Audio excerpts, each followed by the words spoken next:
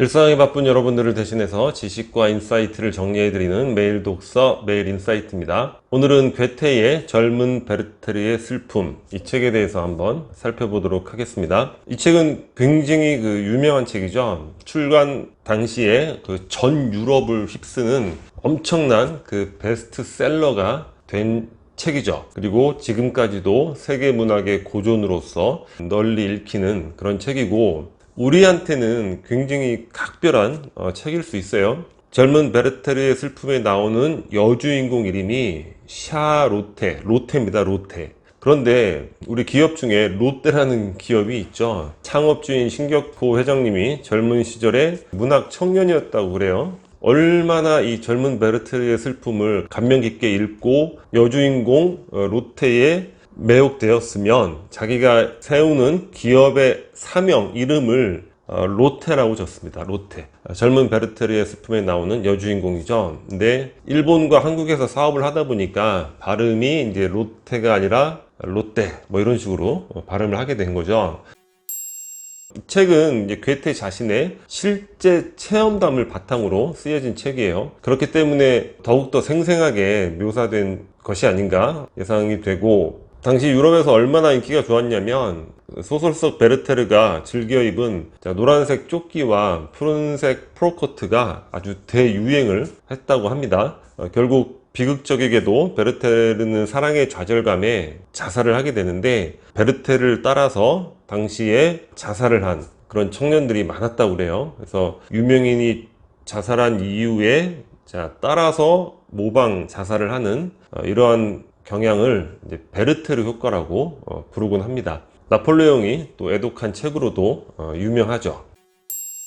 인물과 줄거리에 대해서 살펴보도록 하겠습니다. 여주인공 이름은 로테. 제가 뭐 그렇게 많은 책을 읽은 건 아니지만 이제까지 읽었던 책들, 문학적 장르 속에서 보아왔던 여성 캐릭터 중에서 가장 완벽한 캐릭터가 바로 로테가 아닌가, 그런 생각이 들 정도로 정말 매혹적입니다. 단순히 뭐 아름답고 뭐 베르테르가 첫눈에 막 훅 반하고 그런 외모적인 문제가 아니라 굉장히 많은 여동생들을 이렇게 헌신적으로 잘 돌보고, 상황에 있어서 또한 굉장히 현명하고 쾌활해요. 또 리더십도 있고 좌중을 배려하는, 즐겁게 이끌어가는 그런 부분들, 여러 가지 뭐 목소리조차도 뭐 천사 같다고 묘사가 되고, 뭐 교양이라든가 여러 가지 측면에서 두루두루 가장 완벽한 캐릭터가 아닌가. 이것만으로도 젊은 베르테르의 슬픔은 읽어볼 가치가 있지 않을까, 이런 생각이 듭니다. 남성이라면 어떤 캐릭터지? 호기심으로, 여성분도 마찬가지죠. 과연 어떠한 모습이었길래 베르테르가 그토록 사랑을 했을까? 자기 안에 뭐 로테를 또 갖고 볼 수도 있는 것이고, 알베르트는 로테의 약혼자입니다. 성격이나 경향을 보면 이성적이고 교양이 있고 절제하고 성실하고 능력이 또 출중하죠.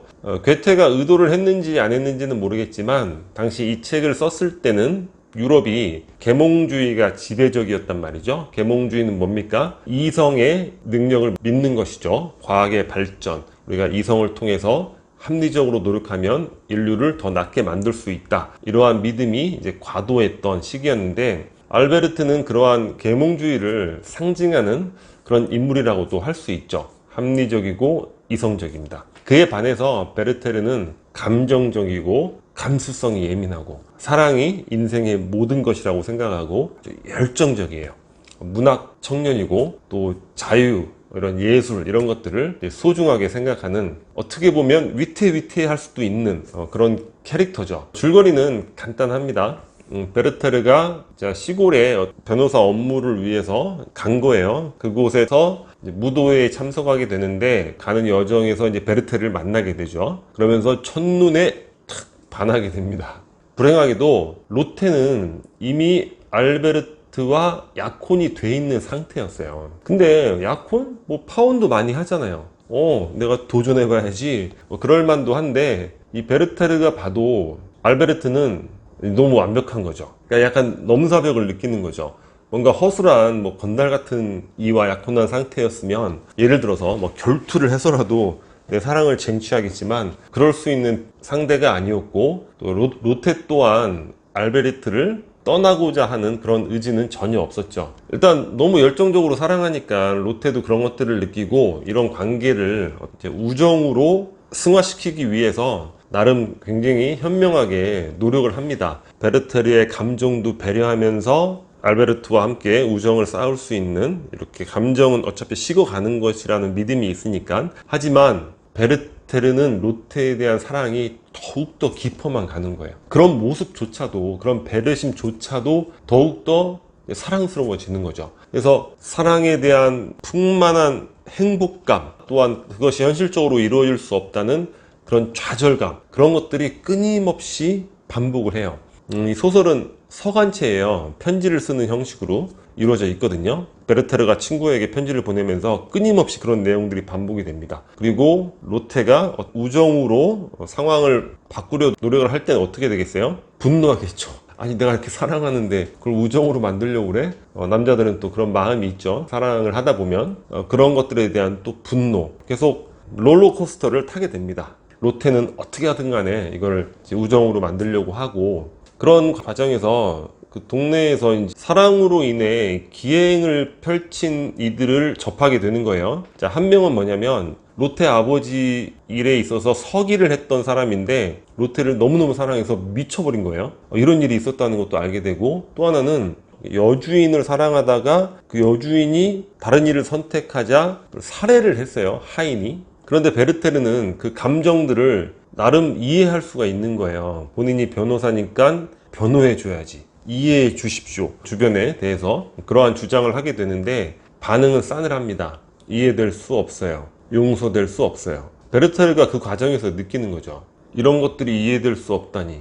그렇다면 내가 지금 약혼자가 있는 로테를 이렇게 열정적으로 사랑하는 이 모습도 똑같겠구나. 세상 사람들에 의해서 이해될 수가 없겠구나. 끊임없이 불화가 생길 수밖에 없겠구나. 세상과 나에 대해서. 그런 것들에 대해서 절망감을 느끼게 됩니다. 그리고 로테도 더 이상은 베르테르가 이렇게 너무 자주 찾아와서 사랑을 토로하는 것을 방치할 수는 없는 거죠. 알베르트도 차츰 불편해하는 거예요. 그러니까 굉장히 젊잖아요, 알베르트는. 사실 보통 사람 같으면 처음부터 반감을 갖고 같이 어울리지 말아야 되는데 나름대로 알베르트도 많은 노력을 하게 됩니다. 그런 과정에서 깊은 좌절 속에서 베르테르는 결국 자살을 선택하게 되죠.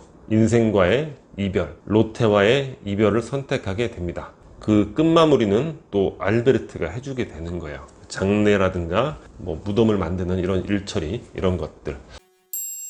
아까 말씀드렸듯이 이 책이 나왔을 당시에는 유럽 사회가 어떤 계몽주의의 지배를 받고 있었어요. 이성, 합리성, 이런 것들이 지배적인 사회죠. 물론 우리에게는 반드시 필요한 부분이죠. 하지만 그 안에서 많은 사람들이 숨막혀 했다는 거죠. 계몽주의에 대한 예술 형식은 이제 고전주의라고 하잖아요. 고전주의의 특징이 뭐냐? 규칙, 형식, 이런 것들을 중요시 여기죠. 거기에 대한 반감으로 나오게 된 이제 예술 사조가 낭만주의인데, 이 젊은 베르테르의 슬픔은 낭만주의 문학을 대표하는 그런 작품이라고 할 수 있습니다. 규칙, 형식, 억압, 이런 것들에 대해서 숨막혀 하는 거죠. 얼마나 많은 사람들이 숨막혀 했으면 이 작품이 출간되자마자 그렇게 많은 사람들이 베르테르에게 열광하고 이 책이 엄청난 베스트셀러가 되고, 그런 걸로도 우리가 쉽게 알 수 있겠죠. 제가 이 책을 방송을 위해서 이번에 한번 다시 읽어봤는데 개인적으로 그런 생각을 좀 많이 하게 됐어요. 인생을 살면서 사랑이라는 이벤트는 베르테르처럼, 하지만 인생, 물론 사랑도 인생의 하나의 일이지만 사랑을 제외한 인생 전반적인 부분에 대해서는 알베르트처럼, 그러니까 예술 사조로 따진다면 인생은 고전주의, 규칙, 형식, 이성, 합리, 이런 것들이 더 중요한, 왜냐하면 전체적인 플랜과 관련된 거니까. 하지만 그 안에 몇 번이 올지는 모르겠지만 사랑이란 이벤트는 감성, 열정, 조금 위태롭더라도, 좀 불안정하더라도 베르테르처럼 하는 것, 그런 것들을 한번 생각해 봤습니다. 인생에 있어서 이성과 열정의 조화는 과연 어느 정도 부분이어야 하는가, 또는 우리가 항상 안정만을 추구하면서 인생에서 단 한 번 뭔가 격정적 환희조차 경험하지 못하고 그냥 죽어가는 이런 인생도 되게 많겠죠. 안정만을 추구한다면. 그래서 과연 안정과 일탈의 조화는 어느 정도여야 하는가, 이런 부분들에 대해서 생각을 좀 많이 해보게 된 것 같습니다. 이 책은 재미있고 또 아름답고 또 굉장히 매력적인 캐릭터들이 나오는 작품이죠. 삶을 풍요롭게 만드는 데 있어서 매우 중요한 텍스트가 아닌가, 이런 생각이 듭니다. 읽어보지 않으셨다면 길지 않은 작품이니까 꼭 한번 읽어보시기를 추천드립니다. 자, 오늘 영상은 여기서 마치도록 하겠습니다. 여기 캐리커처가 구독 버튼이고요. 구독과 좋아요 많이 부탁드리겠습니다. 감사합니다.